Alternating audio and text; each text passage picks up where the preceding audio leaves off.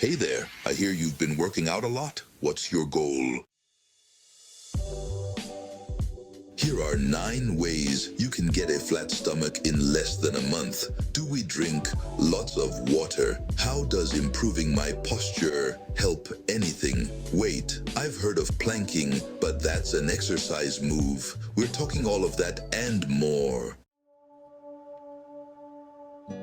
Planking was a trend that went on in the early 2010s. Fortunately, you can do this workout in the comfort of your living room rather than on train tracks. Planking is an exercise meant to work out your core muscles. It's done by laying flat on your stomach, then holding yourself up by your elbows in the plank position. From there, you are to hold this position for as long as you physically can. While this activity can develop your arms, biceps, back and thighs, planking does wonders on your stomach.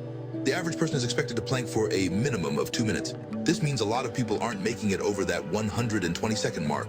Did you know that the record for longest plank ever recorded was made by a Chinese man named Mao Weidong in 2016? The time he clocked in 8 hours and 1 minute. A former Marine named George Hood is also featured on the list of longest planks. His time, 5 hours and 15 minutes. Why is he getting a mention? I mean, that's a heck of a time difference because George was 57 years old at the time. I'd like to see you guys in your 20s and 30s pull that off. Not to mention, George has probably got a much flatter stomach than you. Now hang on just a second. When I say relax, I don't mean lay motionless on the couch and waste the day away. I mean have a breather and try your best to reduce your stress levels. Feeling stressed out? Open the floodgates to several health issues. For one, we tend to change our eating habits when we're feeling tense. Did you know that college students are likely to develop eating disorders? A study conducted at the University of Michigan concluded that 40% of all students had changed their eating habits. This can mean anything from eating more to eating less. The change in diet is due to the many pressures of college life, from academic to financial to social issues. With that being said, it's obvious that college is not the only environment that invites stress. If you're feeling a little worked up, mental exercises like meditation can be perfect for relieving frustration. This may keep your body from producing more cortisol, a hormone known for increasing one's appetite. Once triggered, cortisol can turn your food directly into belly fat. So it's safe to say, the less you're stressed, the less fat below your chest. I tried to make that rhyme. Drink water. Out of all the methods we're listing in today's video, this may be the most practical. Water is 100% calorie-free. While it is not scientifically supported, most health professionals recommend an equivalent of 2 liters of water per day. Drinking enough water can trick your body into believing it's ingesting food. But I don't get it. Isn't that bad? I mean, don't you need food? Of course you do. But we sometimes eat when we don't have to, which in many cases explains the excessive belly fat. It's said that if you're feeling hungry, down a glass of water and wait 10 minutes. If you're still hungry after that time, this is the proper time to eat. A water diet can discipline your eating habits and keep you from eating uncontrollably.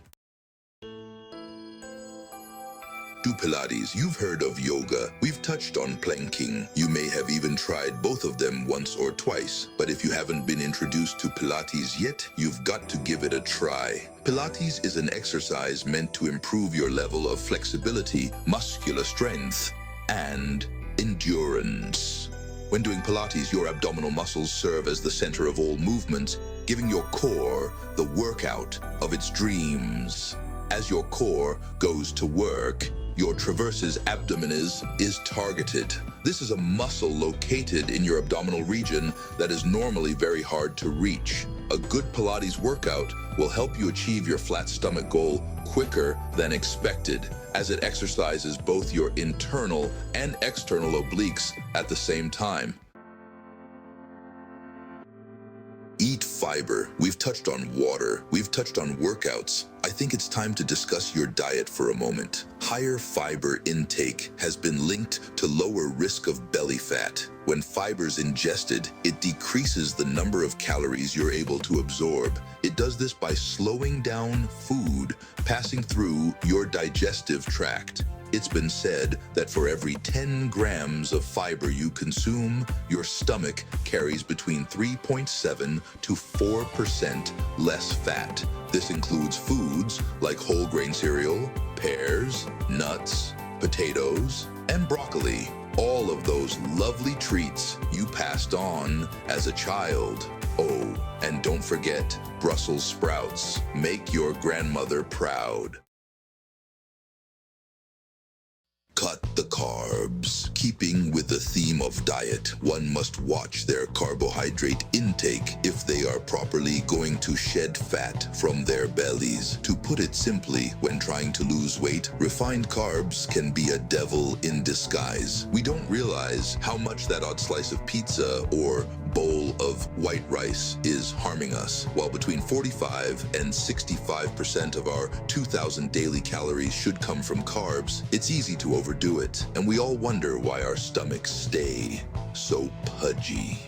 Are you aware that studies indicate that people with high intakes of whole grains are 17% less likely to have excess belly fat?